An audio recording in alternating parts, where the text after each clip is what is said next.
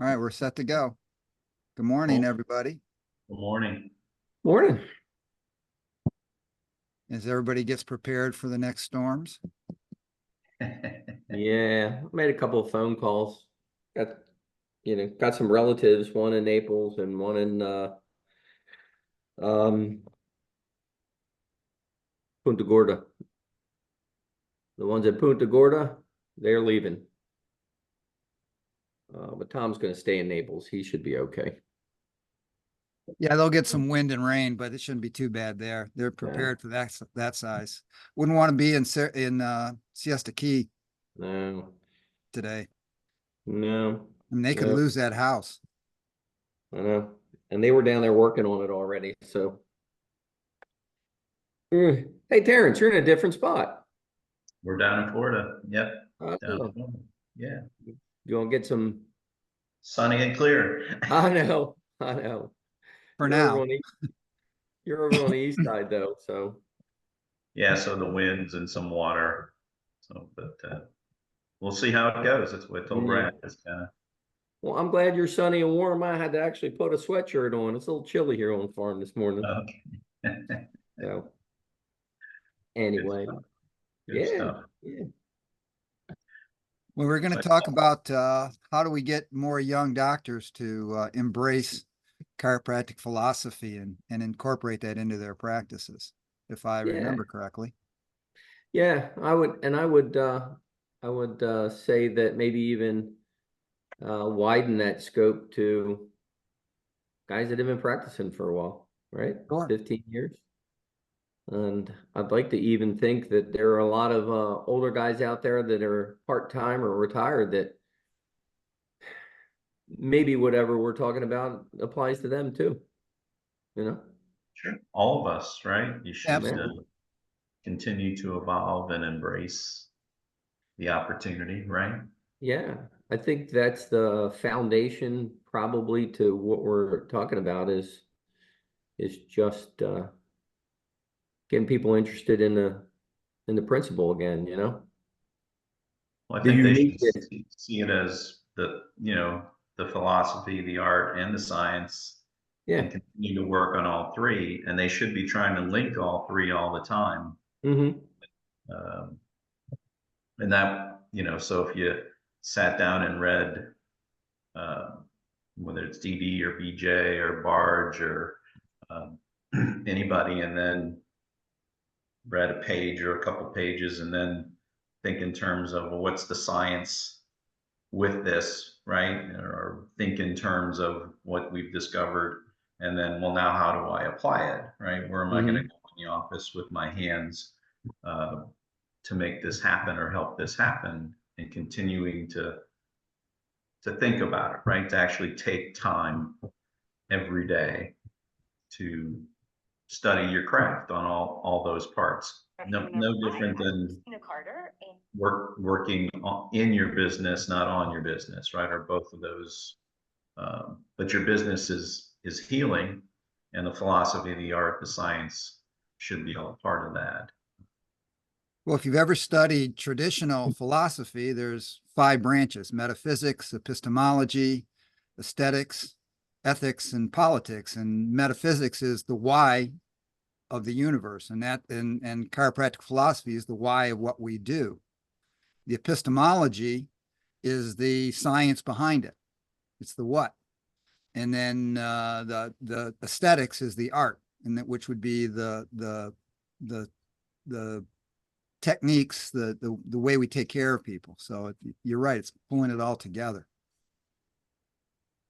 Correct. And everybody's not willing and to do it every day, because when you start to look at it every day or read and think about it, then bigger things happen, right? And then you can go into practice and put it into practice by then teaching it, speaking it. Well, here's what I read. This is what it means, right? And here's what I'm going to do for you. Um, and maybe you don't do that with every patient, but if you do it with 10, you then lock it into your brain, and it keeps getting bigger and bigger because you try it, right? That's when you talk about the students or someone 10 years in practice or 40 years in practice, continuing to have the childlike fascination, the curiosity, the desire.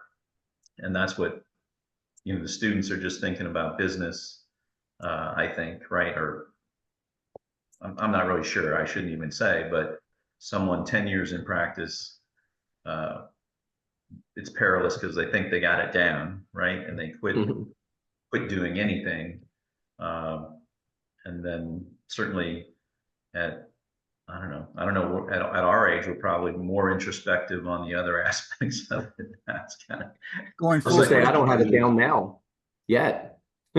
going full circle and looking back at it and why we existed and why we continue to exist. correct. Yeah, I mean, a function of age, right? And Yeah. experience. So let me be a little devil's advocate here.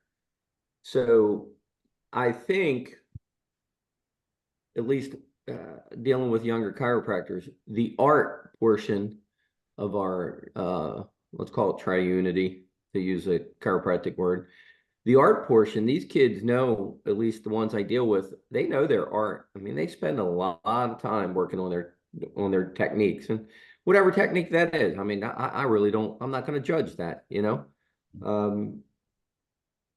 the science, they're really into the science to some degree.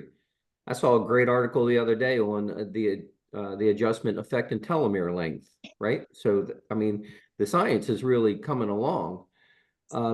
I don't see these, let's call them kids, even if they're 40 or 15 years in practice or whatever. I don't see them spending time any on the philosophy side. I think that's the imbalance. Right. And to me, if we're gonna pick one of those, well, let's say, well, all three, but for the most part, for me, and it's me, it's that's really the foundation and the cornerstone of our uniqueness in this profession is our belief in what the adjustment can do. Call it the philosophy. I think that's the weak link. What do you guys think? Well, exactly. I spent most of my career trying to figure out how to effectively communicate the chiropractic principles to the patients. I always called it applied chiropractic philosophy because I was not good at quoting the 33 principles and trying to get the patients to understand that. But if I could translate it for them as a teacher and get them to understand it, then I felt that patients got a better understanding of why they were getting adjusted and why they should be under regular chiropractic care from pre-birth to just before they throw the last shovel of dirt on their casket, as Sid used to say. Right. It's that why, which is a great book. That if you haven't read it, it's called Always Begin with Why. Everything you do, you should begin with why, because the why describes everything else. And you can get the how if you figure the why. I always said, and said this a lot in the past, that, I love philosophy. I mean, I could sit in a circle with 15 guys and expound and talk all day long. But that doesn't do us much good when we walk in the office doors. It has to be applicable, right? You got to be able to apply it. You have to know it first too, right? So yeah, it's just hot air unless you're walking in the office and using it, and you use it in the art and certainly in the science end. But I think for me, it's always been my driving force. Yeah. So when you say that, Mike, that the young people, whomever we're talking about, is good in the science and the art, so the drive has to be for them to understand how that connects to the philosophy, and that's still not happening. That So here's why this adjustment works, or or here's what the science says about that aspect of philosophy, right? Everybody's fascinated with the brain and the neuro part of it, but that could, I don't want to say fairly easily, but should be discussed in the topic of the big idea of the body's ability to heal. Well, what does it look like with nerve impulses and energy, you know, and all those sorts of things. And then here's, you know, through the power of touch with intent, which isn't, you know, the adjustment for us, then that brings that science and philosophy to life, right? And if you can Yeah. get like Brad said, then get the people to engage. Maybe none of them can quote the principles, but they can Somebody can. understand the big idea, right? They can understand, um, you know, here, if I cut your body, this is going to heal. If I cut a cadaver, it's not going to heal, you know, and you keep trying to, with examples of that all day long from where we're living, right? Whether it's a tropical storm or a hurricane, you know, what does this all mean? And that's what that's chiropractic. So chiropractic meant to me is that you're constantly trying to share that message, Brad, with people and or yourself, really starting with yourself and then translating it as best you could into the practice and or to students or other docs or whatever it might be. Um, Why do you that's think, all. why do you Yeah. think students and young doctors don't embrace chiropractic philosophy? Gosh, They're not exposed to it. yeah, they're not That's, exposed to it. I mean, from the beginning, even if they come from a chiropractic background and they you know love the chiropractor that they went to, or he uh, helped get them or heal them from something, I think they still don't start knowing um, the chiropractic philosophy or the principles. So, you know, it's the very beginning. So the onus for us then is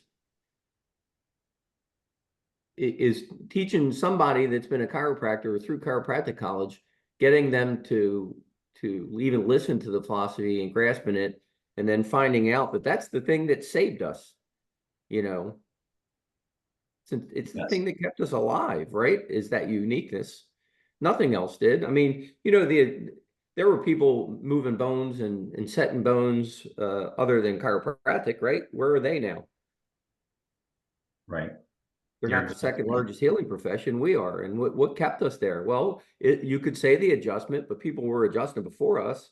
It's that thing behind the adjustment, that intent, that philosophy. That's what's our uniqueness. You know, it's nice that the science is finally catching up. It's great. It's Yeah.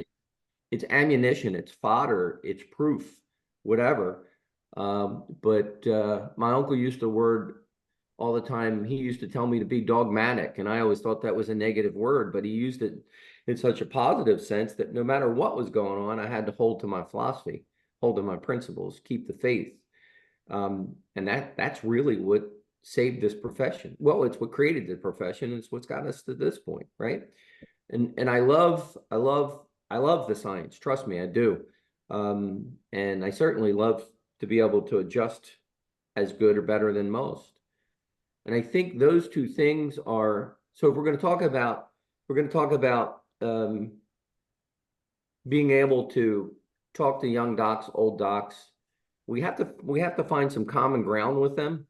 You know, I've always been forceful in my philosophy and pushing it on other chiropractors, but I don't know that that's always worked. I might say that it hasn't.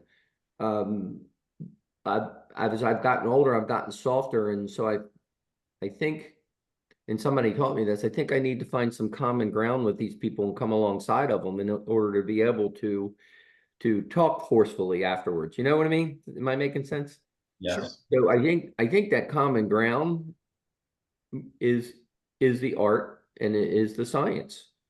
I mean, it's certainly not for me. It's not the money. I don't want to come alongside of somebody and tell them, you know, how much money I made and you know, are they doing the same thing? I'd rather sit next to them and come alongside with the philosophy. I mean, with the art and the science, and then maybe we can get in. You know.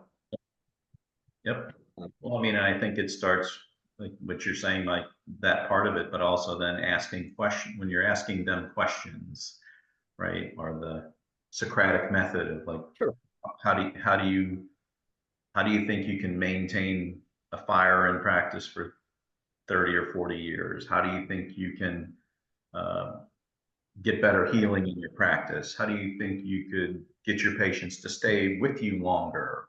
Are you even interested in getting your patients to stay longer? right? And You yeah, start with and those questions. Yeah, how do you think you can have fun every day? right. And Right? not have to be a grind. Yes. Yeah. Yep. Yeah. What do you think, Brad? Well, I think I agree that I concur that when Mike said that students are more interested in the adjustment, the art of what we do rather than the philosophy. I see that with young doctors coming out. My son, one of them, uh, other associates that I've had, they spend so much time training on perfecting the adjustment, but they don't know how to communicate chiropractic to the patient. I wish they would spend more time in chiropractic school learning what we learned about the principles of chiropractic and then be able to explain that to the patients. Right. Yeah, communication. Right. That's another common ground, Mike, of where are you struggling to communicate with your patients? You know, that's all then it's the follow through. It's like, well, where are they falling off in your practice? Is it, PBA, I guess, is it 10 visits? Is it 40 visits? Is it, Right. it's a great question for your dean, right? I mean, I know he put out on one of his things that his PVA is like 60, and I think he's fallen short, right? It's like, well, that's not even a year plan, really. Well, I can tell you the gold standard at TLC is over 100. Correct. I think he's saying the average, I think the average at TLC might be 68. And you're right, that is short. It's fallen short. Well, he was saying about it in his own practice. Yeah, in that practice, right? Correct. I mean, and Yeah. so so even that method of with the coach, right? Well, how can it's humbling to put that out there. They're like, okay, this is what I got to work on. Yeah. Because the only way you grow your PVA is if people are coming because they trust you. They get enough of the principle, even if it's, yeah, Dr. Mike tells me my body's going to work better. And I know when I come regularly, I do better, whatever that means, right? Right. That's about as much philosophy as most people will get. And that's okay. But then you continue to demonstrate it with your hands, your intent, your heart, your head, right? And your Yeah. science, right? Yeah. Uh, Yeah. every time. Mo- Every Most most chiropractors don't even know what PVA means, right? No. And then you tell them it should be, 100, and that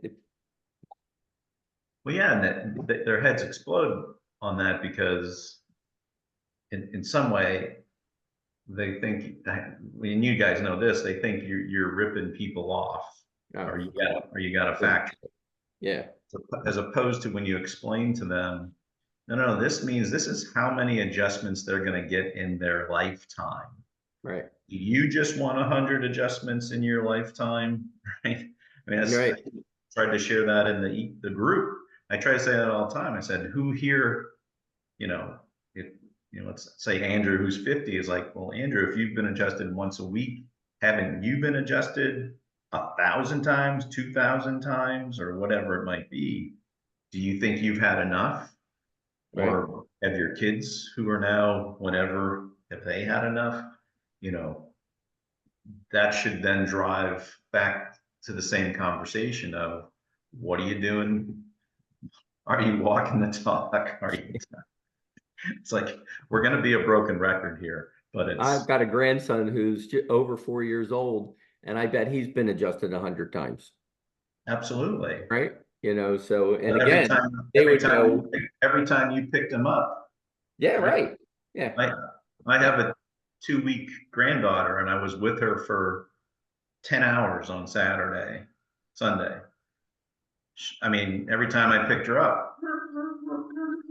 I know. So There's something wrong with us. she's got 5 adjustments in the one day. Yeah. So Yeah, there's something wrong with you. You're crazy. right. Wouldn't you Thank you. wouldn't you rather be crazy this way? Yes. Thank Right. you for that compliment, Mike. I appreciate Oh, Lord. When I'm in the office now, the little bit I am, I always tell patients that Dr. Sam got adjusted the day he was born and once a week for his entire childhood up to college and never College, had an yeah. ear infection, never was on an antibiotic. And the patients just go, wow, really? Uh, Absolutely. yeah. occasionally one of them will go, how did you do that? That's that's what you want. Well, then That's you what you want, want. yeah, you Because have to then, supply that question to them. yeah, then Even with other it can be a chiropractors, conversation, right? yeah, it should be. No, you should be asking me something now. To a Yeah, chiropractor, you should be asking me something. If I say it's 100, don't you want to ask me why? Don't you ask me? why? Don't you want Yep, to? yep. It shouldn't just be an endpoint, right? Oh, I got a Yeah, PVA of 100, yeah, right? yeah, It's got to, or my kid never had an ear infection, or right. It should be that should be the starting point for people, for us too. sure. Like, here, let me fill in the question you should be asking me Right. now. Yeah, yeah. So that, Tell that me more. that ear infection to them is something tangible, right? It's ill health. It's wrong. So but if you start talking to them about their overall health and living a healthy life for 80 years, boy, that's not tangible. So Not yeah, relatable. yeah, no, it's not relatable. And I No. guess maybe that's what I'm talking about, finding common ground to start the communication, right? And you know, with the Yeah, patient, yeah. So it's every if you're saying something every time. That's why I said if you're thinking about what's happening in your life, again, whether it's a hurricane, or you're planting a garden, or you're raising kids, or your kid gets sick, or COVID, and you drag that in, and you ask the question, right, as you're adjusting that same thing. Did you know when I adjust this, this does this, which relates to COVID, ADHD, or this book you just read, or whatever. Maybe you're going to find that thing, Mike, that might click for that patient, right? But it may take 100 visits, right? But you better keep saying it every time, as opposed to, how about that Ravens game? Yeah. How about them yeah, O's or whatever? yeah, yeah. Well, not that you can't say it, but then you could say, did you know Lamar Jackson gets adjusted every week? I mean, Yeah. Absolutely. Yeah, did you know that their ears might perk up. Yeah, yeah, right. Did you know Patrick Mahomes got adjusted 2 times before the game he beat the Ravens, and Lamar only got adjusted 1 time? Once. Yeah, those chiropractors, I mean, they don't adjust them, they adjust them for performance and health. They don't adjust them for their knees or their low back. They have other doctors for that stuff. They are there strictly to turn that life on, to get more out. Performance. You hit Yeah. it, performance, It's right? interesting because I've been the team chiropractor for the Norfolk Admirals ECHL hockey team and the Norfolk Tides AAA baseball team for, I don't know, 15, 20 years now. And that's exactly what the majority of the players do. I mean, obviously some will come in because they've hurt their neck or back because they got rammed into the boards or ran into the wall or whatever. But most of them come in because they feel looser, they feel better. They don't really understand why, but they know that they perform better when they get adjusted regularly. It's Yeah, amazing. It's fun to watch.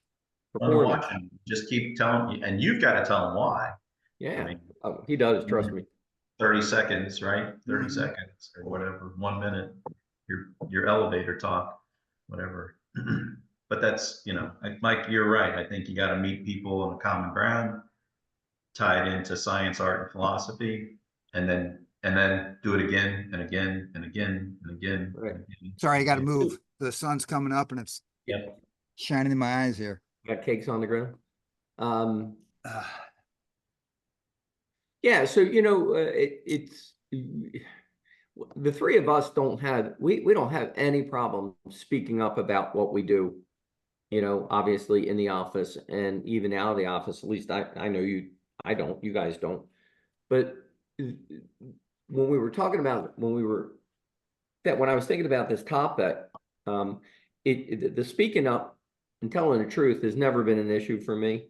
I guess my issue at this point is, showing up. Where do I show up to do this? Right? We got the two of us here, or the three of us here, but I've got to find some other places to show up. Right. You know, And I can pop in any one of your offices. Jason's probably a couple dozen offices, but you know, I'm going to speak to chiropractors who are almost perfectly aligned with me at this point. I'm not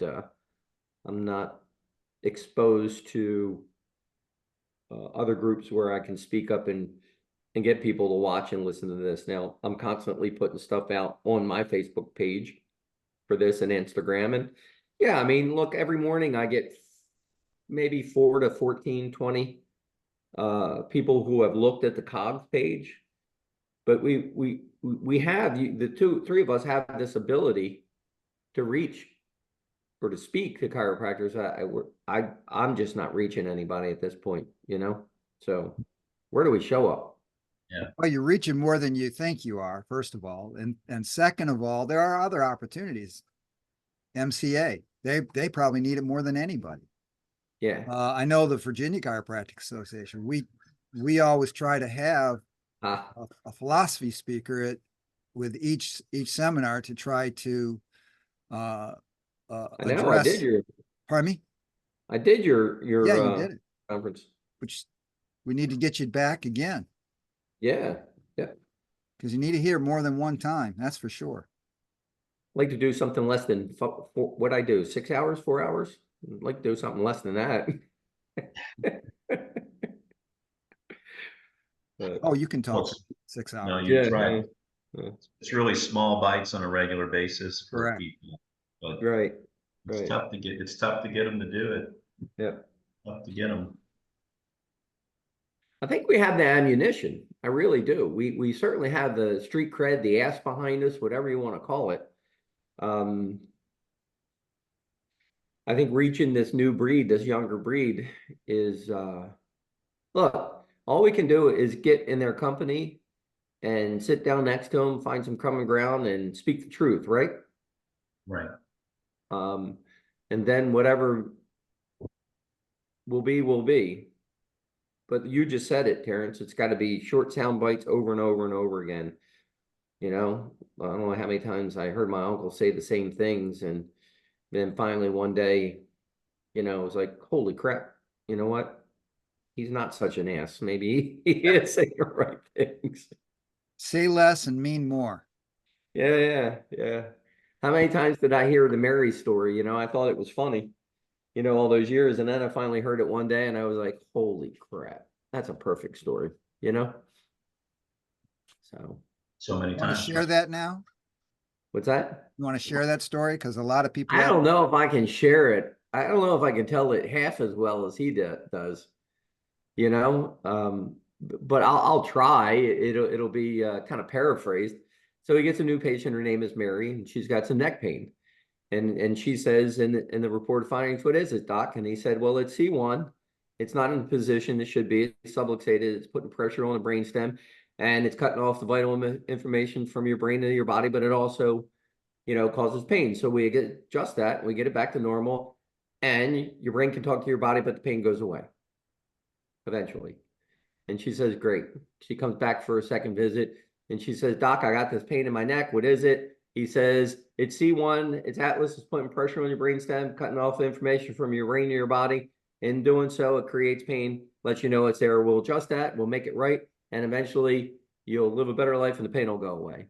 So she's a month into care, and she's still saying, hey, doc, you know, this is really bothering me. What is this? And he keeps saying, it's a subluxated C1, it's putting pressure on your brainstem, it's cutting off vital information from your brain to your body. And as soon as we get that fixed, then your brain can talk to your body, the pain will go away, and you'll live a much better, happier life. So this goes on for months. And one day he had a home office, and one day after hours, he's sitting and reading, and the little bell goes off in his office door. It's not office hours. He was wondering what it is. Oh no, the bell didn't get off. He heard like a knock and a scratch on the door. So goes and looks out, and he doesn't see anything. He walks away and he hears this scratch on the door. And he opens up in the door, and there is this mass of like kind of bloody flesh and hair with pants and a shirt and a ball, kind of weeping and sobbing. And he looks down and he says, oh my God, Mary, what in the world is going on? What happened to you? She said, doc, it's C1. It's putting pressure on my brainstem. I love that story. You know, You know, just that little table talk, time and time and time and time again. And finally she gets run over by a car and it's Atlas. So, I so like yeah, his, we got to keep telling that story. I like his uh, cookie eating story better. The woman next to him On the plane. Yeah. on the plane. It's still a favorite. Yeah. You know, there's a Facebook. I don't know if you've seen it. It's called Sig Talks. And Carrie was, he's not anymore, puts out just these little 2 minute or 3 minute or 6 minute pieces Right. from, and look, I listened to him for how many years, and there was a time where, you know, it was just like I'd hear his voice and I'd go, oh, you know. And I think most of that oh was like he's gonna tell me something and I'm not doing, right? It was on me, it wasn't on him. Sure. And yeah, now that I'm 62 and practice all these years, now when I hear and I listen, I go, Jesus, that is just spot on, you know? Right. So, so yeah, that's what we got to do. Got to keep telling these Same We thing. stories. were Somebody, very somebody will say fortunate that. growing up. What's that? We were very fortunate in our Mm. early years in chiropractic to be exposed to the Fred Barges and the Jim Yeah, Sigafus and the Sid Williams and the John the Hoffman, Hoffmans the and Greggs, yeah. Jimmy Gregg and those guys. Mm. And I guess we need a new generation of them. And it's up to us to help train that generation to carry on Yeah, the profession. there are some guys out there, you know. I mean, you can go and listen to Freddie uh, Schofield and go to New Yep. Beginnings. I mean, there are guys there. I don't know what it takes to get at the pinnacle of this profession like those guys were, but I think most of the guys talking now, though, it's all business. yeah, They're all selling. yeah, You know, that's sort of the problem. I don't think Fred's talking about it anymore, Mike. I don't. no, It's just practice management now, and yeah. you'll charge more, work less, right? It's a shame though, because if you can get these guys to have a beer or two, and then get off of the you know, the practice management kick and talk and just Mhm. speak from the heart, like they've got it. You know, Yeah, I mean, I could name a bunch of names. I won't, but yeah.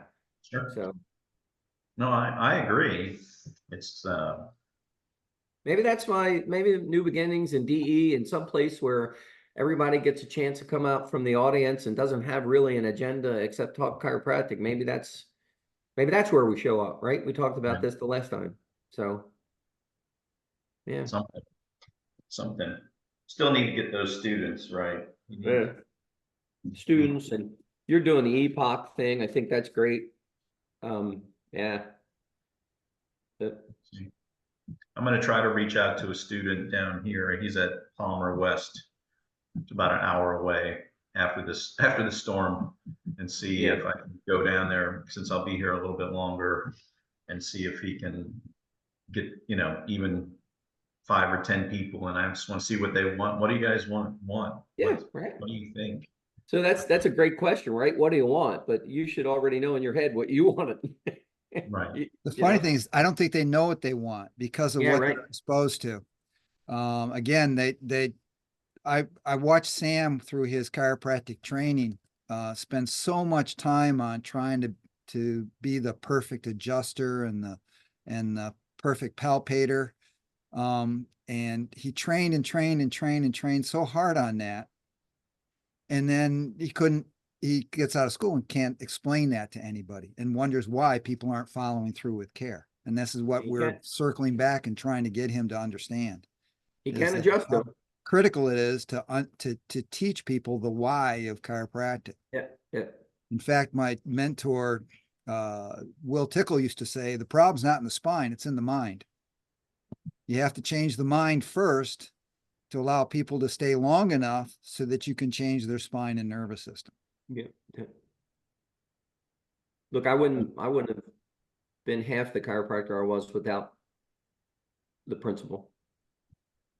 You know, Oh, I don't think absolutely. any of us were. So What else do you talk about? yeah, right. And you're just talking about pain and symptoms all Yeah, right. Which is Eh, so depressing. So Oh, well, draining. you know what? Then you just become an allopath, right? Right. You It's know, exhausting. A drugless physician. And even there's many in our profession that want to shift away from that too. So Oh, well, there are many in their profession that are shifting away from it, right? This whole functional medicine thing, they're fit, but you know, they're still using right. outside in with the supplements and things like that. But at least they're getting away from the medications, the poison.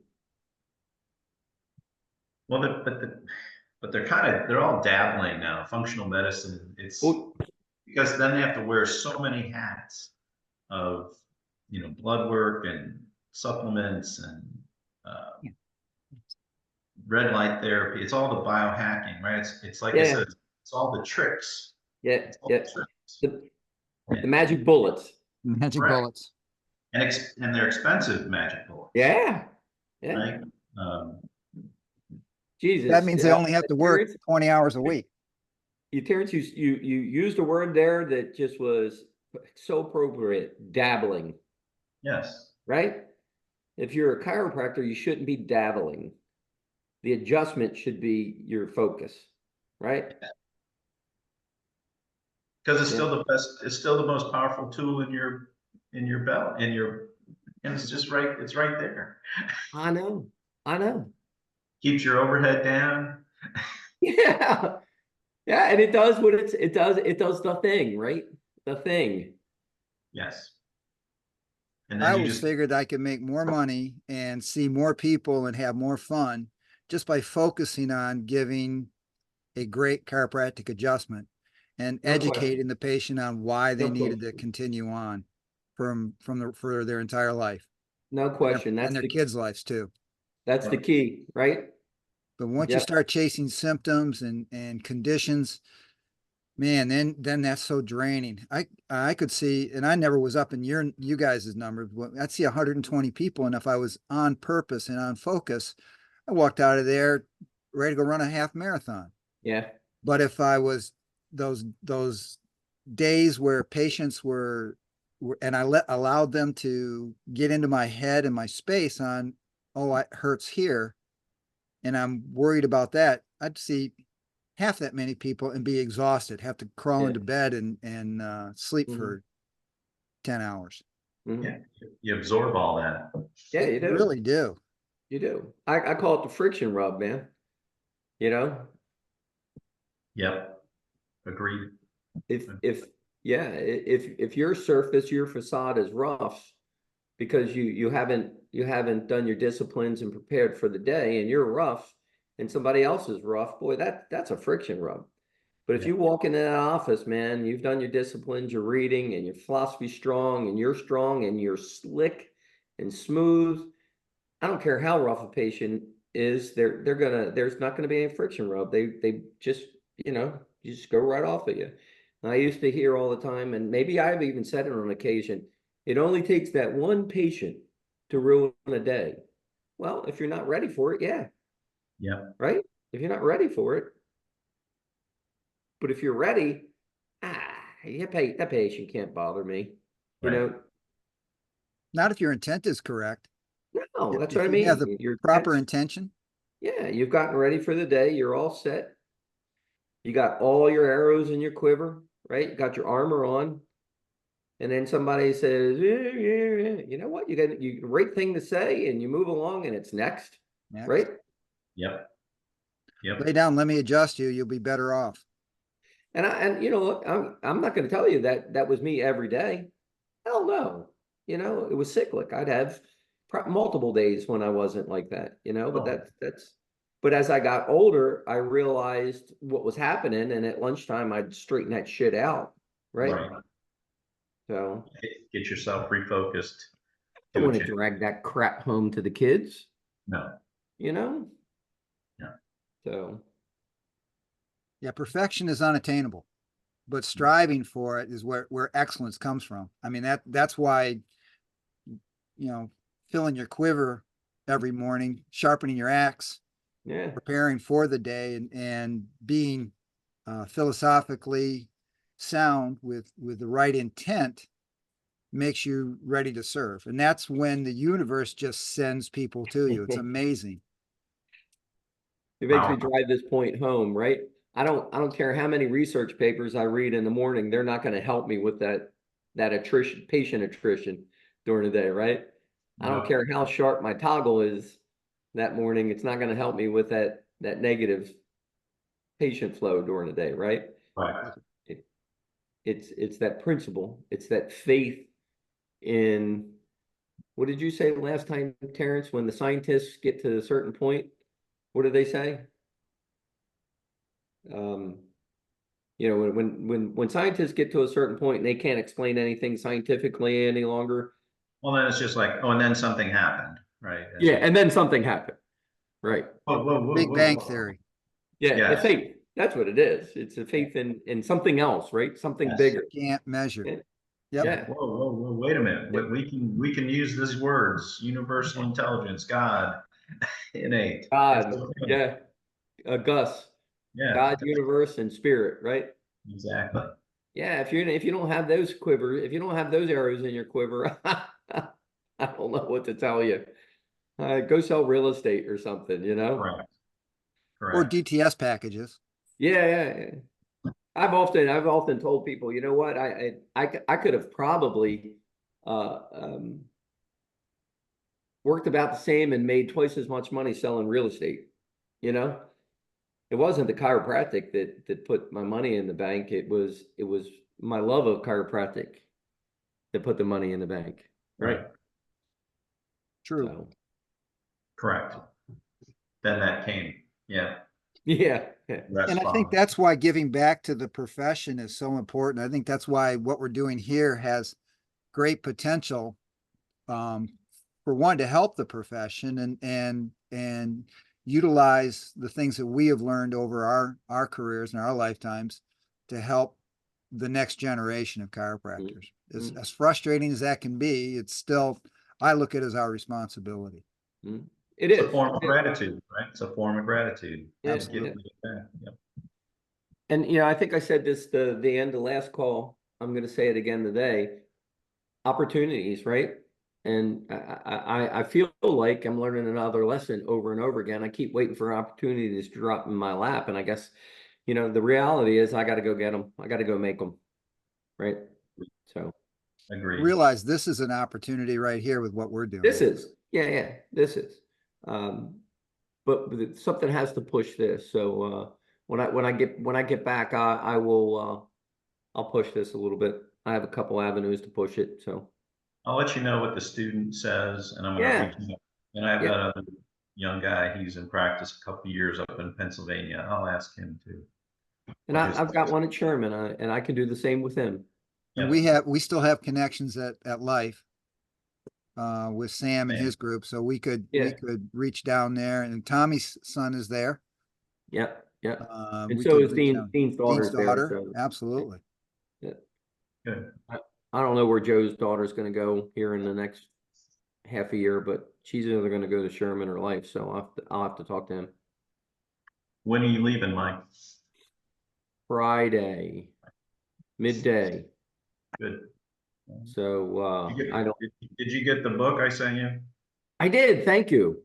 Yep. That's perfect because the Yep. flight's 9 hours or 8.5, 9 hours. So I've been It's a loading the book. good story. It's a good story. Good characters. Yeah. Brad sent me a book. You sent me a book. So they were both going with me. So I'll have some reading material. Excellent. And then are we doing this from Australia next month? Yeah, I'm just figuring out here. Right now, Australia is 13 hours ahead. When we get there, we'll be 14 hours ahead. So we got to figure out the time frame. So what's the date you're looking at? Pardon me? What date are you looking at?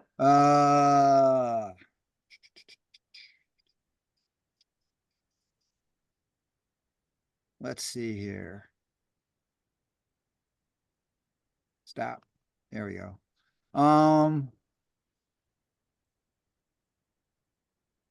Sorry guys, I should have was better prepared for this.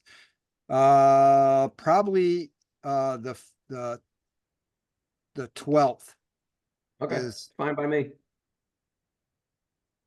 is that the what you day would that do? I can do that, Keith? but August. Well, you let us know what time. All right, Well, that's I the will, second, that's the second Tuesday of the month. That's our typical time, so that's okay. Yep. correct. All right. Yep. Sweet. I'll email you and figure out the time frame, and then we'll figure out what works best for everybody. Okay. All righty. Terrence, I know you're not gonna get hit hard, but good luck anyway. Stay dry. Thanks, Yep, guys. stay dry. I'll send you Have a guys great trip. pictures from Everywhere. Italy, Greece, Turkey, Spain, wherever I happen to be. Nice. And I'll send pictures from Yeah. Australia when I get there. All Tell the- right. Tell the Pope I Oh. got questions. Tell the Pope I got questions, Mike. Yeah, I'm not gonna be able to make the audience with him because it's on Sunday and I'm gonna be there on Saturday. Darn. So Let me make a call. I'll slip him a Make a note. call. Have Tommy make a call. He's got Yeah, connection. right. I got a guy. All right, I love you guys. Have fun. Love you. Okay. Take care. Talk to you later. Bye.